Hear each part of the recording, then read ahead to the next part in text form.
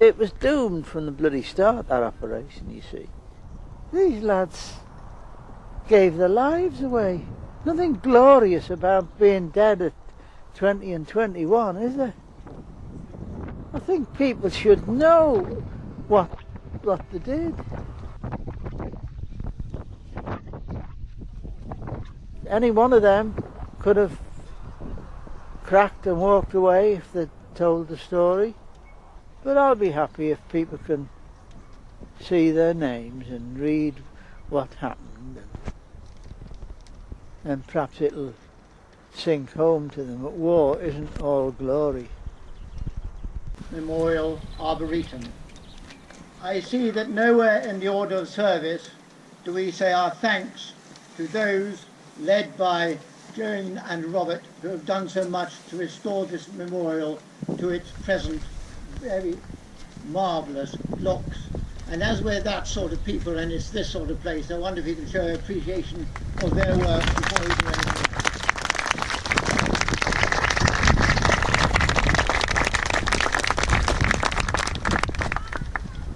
It would be difficult to summarise the variety of emotions that all of us are feeling as we gather here, because we're all being taken back to the dark days of the Second World War. We're remembering cruel loss. We're remembering man's inhumanity to man and those acts which were committed in mainland Europe which untimely ripped loved ones away. In the opening poetic chapter of St John's Gospel are written the lines that there was a light that shines in the darkness, and the darkness comprehended it not. A strange word these days, that use of comprehend, but here it has two meanings. Firstly, that the darkness was unable to extinguish the light of hope and goodness that sustained those in occupied Europe during the war. Secondly, in the context of this memorial, those who carried out those acts of darkness were unable to realise that in the end light and right would triumph and extinguish all that darkness. This memorial is true to that optimistic fact. Love, peace and justice will forever triumph, no matter how long it takes. And now I'd like to pass over to John to talk a bit about Operation Leuchten.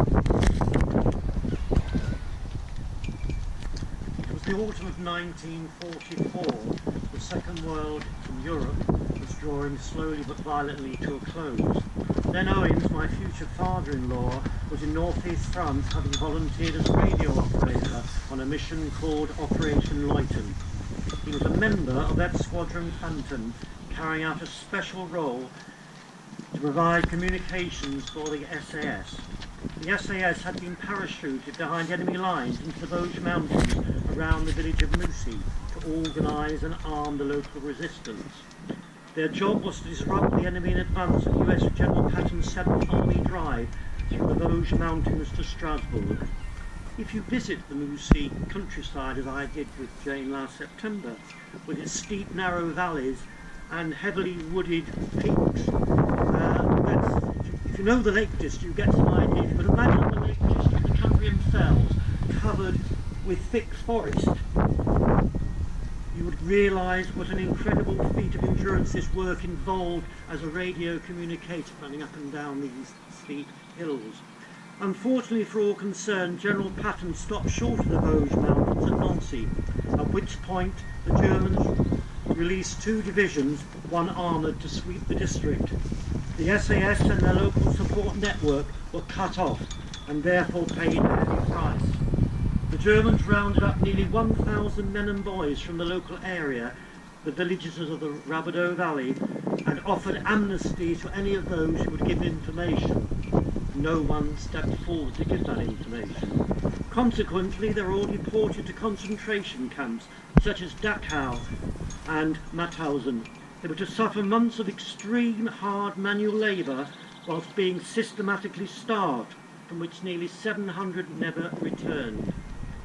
The Rabideau Valley, now known as the Valley of the Widows, still contains grim reminders of these horrific events nearly 75 years ago. The local population, together with its economy, are still recovering from this. Len was extremely fortunate to have survived Operation Leuthen. He felt very strongly that his debt owed to them in making this final sacrifice could never be fully repaid. Sadly, Len died in 2013, 6 years ago today, aged 92 and a half.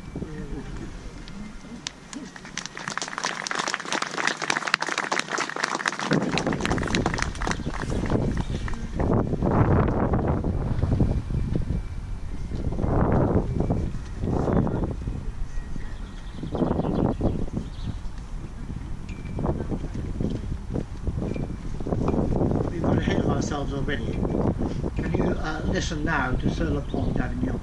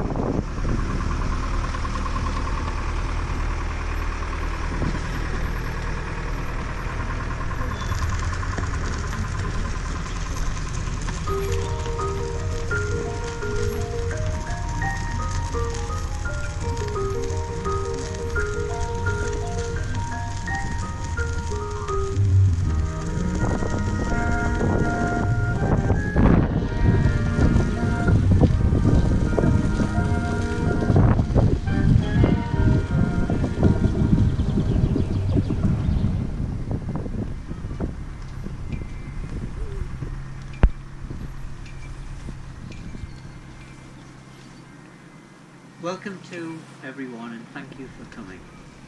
I know some of you travelled considerable distance to be here today. Jane and I are very grateful for your support.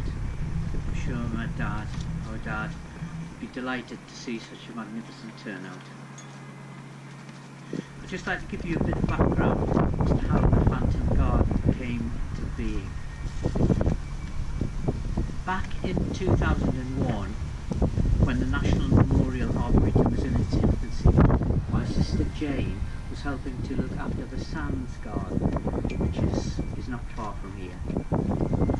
My dad was coming up here regularly with Jane and helping her with tidying and weeding and oiling the benches, that sort of thing. When I was a kid, my dad never really talked about his involvement in the war. I know it sounds naive, but I thought he'd been on a boy's own camping trip in France. Since my mother died in 2001, my dad seemed more inclined to talk about his involvement in the war. He told me of the atrocity that had befallen the small village of Moussy, where Operation, which you've heard about, took place.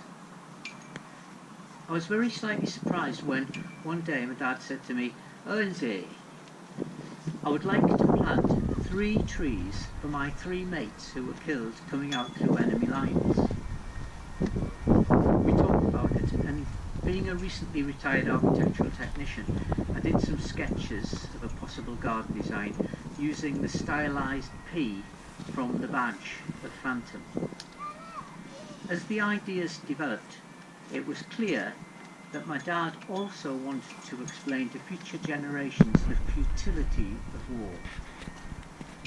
Together we came up with a design which my dad then took to Commander David Childs, who is the creator and at that time was director of this National Memorial Arboretum.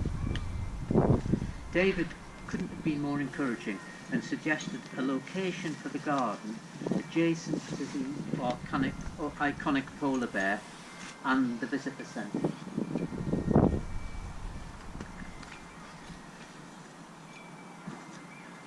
My dad was financing the garden out of his own pocket, so it was decided we would construct the garden ourselves. We had a lot of help from David Childs and many others. Later, financial help came from Lieutenant Peter Johnson, my dad's patrol officer in Phantom. The garden, as it was constructed and completed in 2003. The stone that you see here is coral granite found in the Vosges Mountains. It was brought to the Arboretum from a quarry near to Moussy by Mike Colton, Scarf Jones and Richard Marshall, and they nicknamed themselves the Flintstones, and they're all members of the Allied Special Forces Association. When the garden was finished, we held a dedication ceremony conducted by David Childs. After the garden established itself, Dad was contacted by Gerald Villiman, who is the organiser of the Association of Orphans of the Deported in France. He explained that the horror that had befallen the villagers of Moussy had also taken place in all the small surrounding villages 10 miles in east direction from Moussy along the Rabidou Valley. As a result of this information, my father altered the garden to include a plaque showing those villages and the number of men who perished. The garden was then rededicated in 2009, again officiated by David Childs. So that's the background as to how the Phantom Garden came into being and a brief resume of its history. I'm delighted to say that David is here again to rededicate the garden in its new location. Thank you very much for doing that, David. Thank you.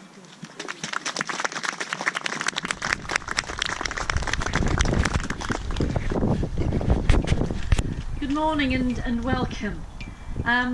I want to tell you a little bit about why the garden is being rededicated, and basically it's because when it started off it was over there just under the corner of this building, and of course now it's here. So you ask yourself the question, well, why was it moved? Well, you just need to look at the building. That's why. The Arboretum decided that they wanted an events pavilion. The Arboretum has grown at full recognition from its early days, and I'm sure David would acknowledge that. And so many visitors came, the facilities were just not. So they built a new remembrance centre, and their original plans were to include what they called an events pavilion within the building area. However, finance and politics and whatever got in the way, and they decided that they couldn't do that at the time. They would build it